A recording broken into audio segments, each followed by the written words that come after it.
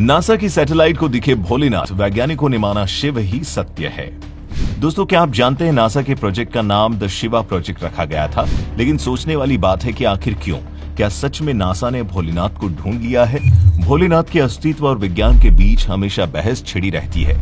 इसी के चलते नासा ने कई प्रोजेक्ट्स में काम किया जो कि हिंदू धर्म और शिव जी से जुड़े हैं।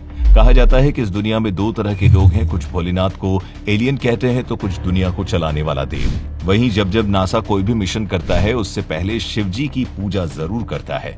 दरअसल शिव को ही सत्य माना जाता है, उनको वही वस्तु माना जाता है जिससे इस जीवन का निर्माण हुआ है। बता दें, नासा के लोग भगवान शिव को ही अपना पहला वैज्ञानिक मानते हैं। नासा ने एक स्टडी में बताया कि पहला डीएनए एक शिवलिंग से ही आया था। जी हाँ दोस्तों, आपने एकदम सही सुना। ये शिवलिंग उल्कापिंड के साथ धरती पर आया था। ये उल्कापिंड अगस्त 2011 में अलास्का में गिरा था। जब नासा के वैज्ञानिकों ने उसका अध्ययन किया तो उस शिवलिंग से ऐसे जीवाणु पाए गए जो इस बात को साफ करते हैं कि पृथ्वी पर पहली बार डीएनए एक शिवलिंग से ही आया था। अब आपके मन में कई सवाल उठ रहे होंगे और उनका उठना भी वाजिब है। आप सोच रहे होंगे कि क्या शिवजी वाकई में कलयुग में है? क्या वो सच में हम सबको देख रहे हैं?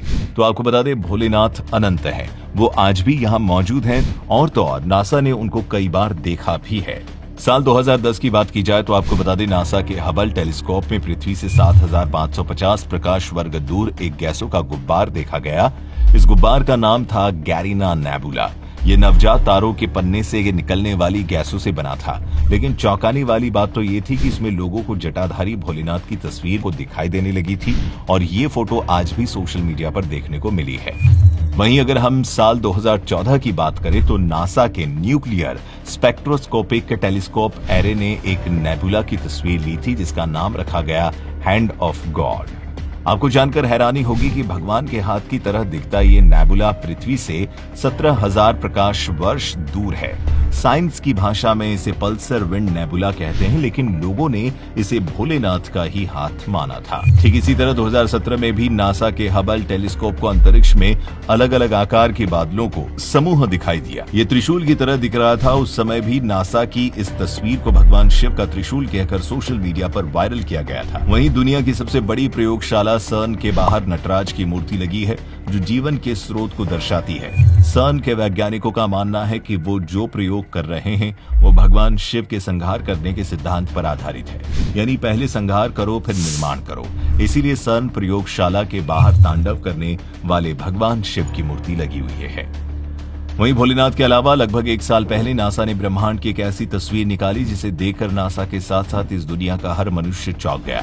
आपने बहुत से धार्मिक ग्रंथों में क्षीरोदक्षाई विष्णु की तस्वीर तो देखी ही होगी, जो कि कोई काल्पनिक तस्वीर नहीं है बल्कि वेद पुराणों को समझकर बनाई गई तस्वीर है। इसे ध्यान से देखिए और अब नासा द्वारा निकाली गई तस्वीर को भी देखिए जिसे नासा ने मिस्टिक माउंटेन का नाम दिया है। अब अगर आप इस फोटो को ध्यान से देखें और इसकी तुलना क्षीरोदक्षाई विष्णु की तस्वीर से करें जो कि काल्पनिक नहीं है, तो आप पाएंगे कि नासा की तस्वीर बहुत हद तक भगवान विष्णु के इस रूप से मिलती जुलती है।